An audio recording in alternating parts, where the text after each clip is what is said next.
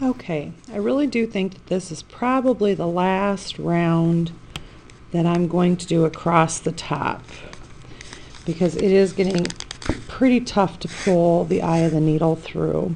And it is unfortunately at this point that many of the needles get broken because kids are trying to do too many stitches, if you will, at a time, and it just snaps the needles. So just really caution them that doing just a few stitches at a time is really the prudent thing to do. And once we get over to this other side, what we're going to do is we're going to simply tie this off. Okay, now that I've made it all the way over to that side that one last time, don't worry about this looseness up here because we've packed everything very tight here. We're going to be able to move that up. But what you're going to do is just tie that warp thread that we left hanging a tail from this pin that we tied it onto. Go ahead and tie it in a knot around your yarn or your weft thread or weft material if you'd like. And then what you're going to do at this point is you can comb backwards, which is kind of opposite of what we've been doing the whole way, but now we've got everything nice and tight up against those pins, and actually it'll tighten up even a little bit more after we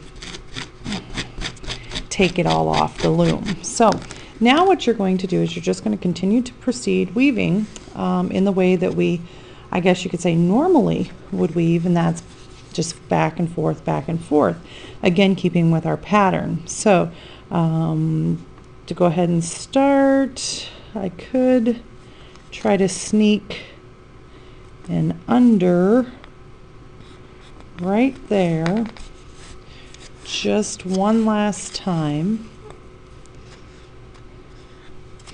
and then I'm going to go ahead and proceed. And you'll notice how my loom has gotten a little bent, and that's just because we're adding all of this material and it's tightening up our warp threads. And actually it's a welcome little warping, because it starts to make the weaving get easier, because you aren't flat up against the cardboard trying to weave. At this point, just the way we've always woven, back and forth.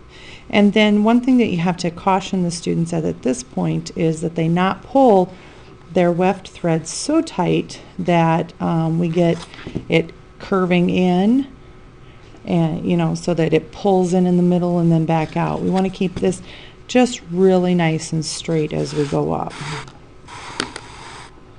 And looks like I'm trying to weave my comb in. That's probably not necessary. All right. And so as we go, just make sure that that stays nice and straight up. And now you're going to keep going until you get about to, I always tell the kids when they get woven up to their tape across the top, we're going to go ahead and weave and pack things down, combing them down until we get to right about in here. And that's where we're going to, in the center, we're going to leave a loop in our weaving, which is going to become the loop then for our closure with a button. Now if students choose not to do the button closure, they would obviously omit that part of the process. But I'm going to go ahead and continue weaving and get up to that point, show you how to leave the loop, and then we'll just go ahead and get everything finished up. So happy weaving. I'm going to back up just a little bit.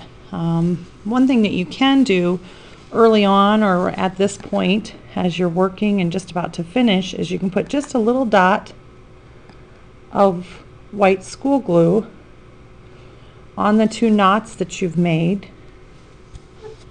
If I can even find that one, I think I wove it in, which is okay. We'll just go ahead and put a little on there. And what that's going to do is when we cut those strings off, that's just going to help secure and make sure that it's not going to come undone for us. So that would be something you could do, and then we'll be ready at the very end to just absolutely finish up and not have to wait for the glue to dry at that point. So go ahead and continue your weaving.